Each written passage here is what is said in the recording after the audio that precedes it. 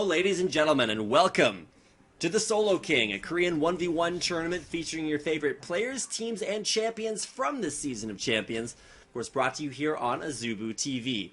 My name is Reed Rapid Melt, and we're getting into Game 3 blind pick Lee Sin mirror match between Faker and Fury.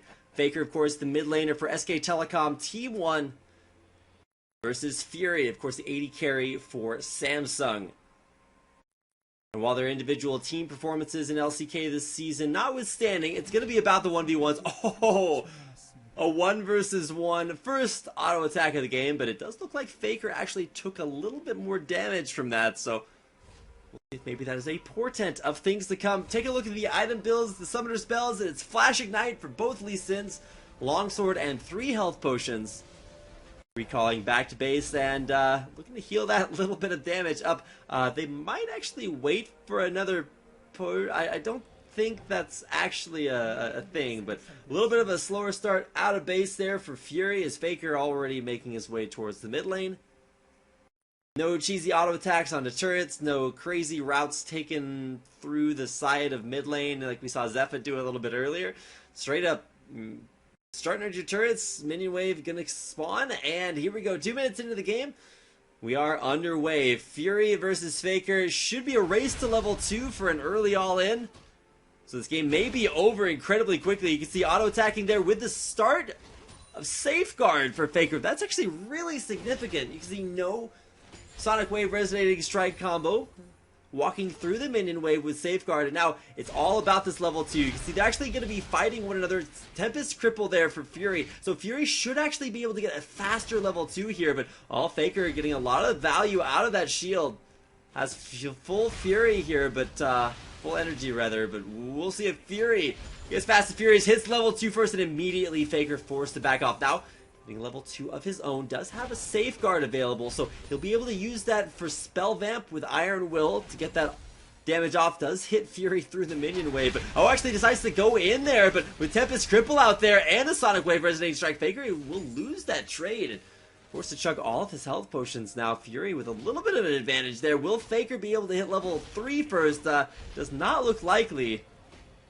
Trying to get just every little tiny auto attack there, but Fury's going to edge him out, and Faker actually behind in a very significant way. Level 2 versus level 3, has to watch out for the Sonic Wave. Now he's going to hit level 3 as well here.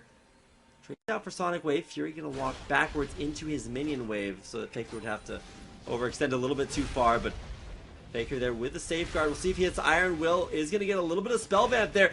Fury walking dangerously far forward, takes a turret shot, and now it's actually Faker with a small life disadvantage. Just watching them, Fury actually stuttered a couple of auto attacks on creeps that died there, so gotta keep an eye closely on whether or not Faker is able to last hit this under turret. Does grab both of those, but he's 6 CS down an entire wave behind Fury, who may just look for this opportunity to go back to base. He's gonna walk very far behind his turret. Is going back the right call here.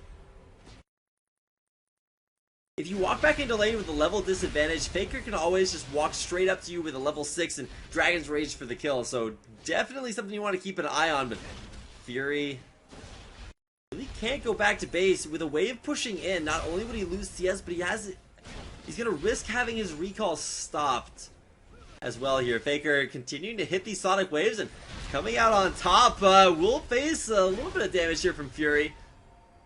You're going to lose that trade, though. I'm not sure exactly what he expected here. And now he's actually the one forced to go back to base. Now, looking at the skill distribution, Faker actually has 2 points put into Safeguard. So looking for the extra powerful shields. No ability power, so nothing crazy to power those up. Just going to level them up to get a stronger shield. Now, a trip back to base first for Fury. Safeguards to his Trinket Ward just to get back to lane a little bit more quickly. So you can see, like we said, 2 points into Safeguard, now 3 points into Safeguard for Faker. And this is all about, oddly enough, the sustain from Iron Will, as well as the ability to shield out damage, just becomes so effective at trading early on.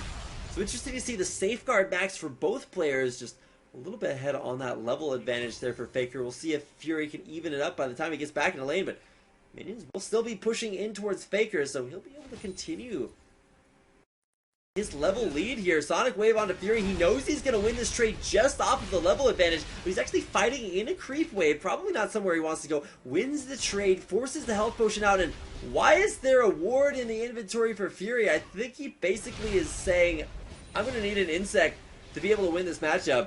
Might decide to let the wave push a little bit further towards his turret, but whoa, Fury baits out that Sonic Wave. Actually, all the skills from Faker there being baited out. This is most of them, except for the Tempest, I believe. Fury putting on the pressure, but Faker has evened up the CS count and is actually now ahead 1 CS over Fury. We're starting to get up through our first third of the CS, third of a way to a 100.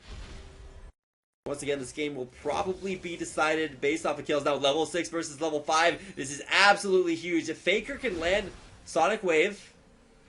Now, Fury has a ward in his inventory. I can promise you if Faker ever goes in on a Sonic Wave, Fury's just going to ward jump back to his turret and immediately, make him take a turret, maybe try to get an insect. Okay, there's the Dragon's Rage there. And so theoretically, Faker should have a strong enough advantage off of that Dragon's Rage usage just to be able to pick up this kill onto Fury. Now, Fury does have that insect possibility with the ward in his inventory, and honestly, that ward's kind of crazy. Oh, there it is. He's going to kick Faker back into the turret. But no turret shots actually taken. There's the Trinket ward to recall to. Fury one auto attack away the Sonic Wave. Resonating strike for Faker, who picks up the 1v1 Lee Sin mirror match kill.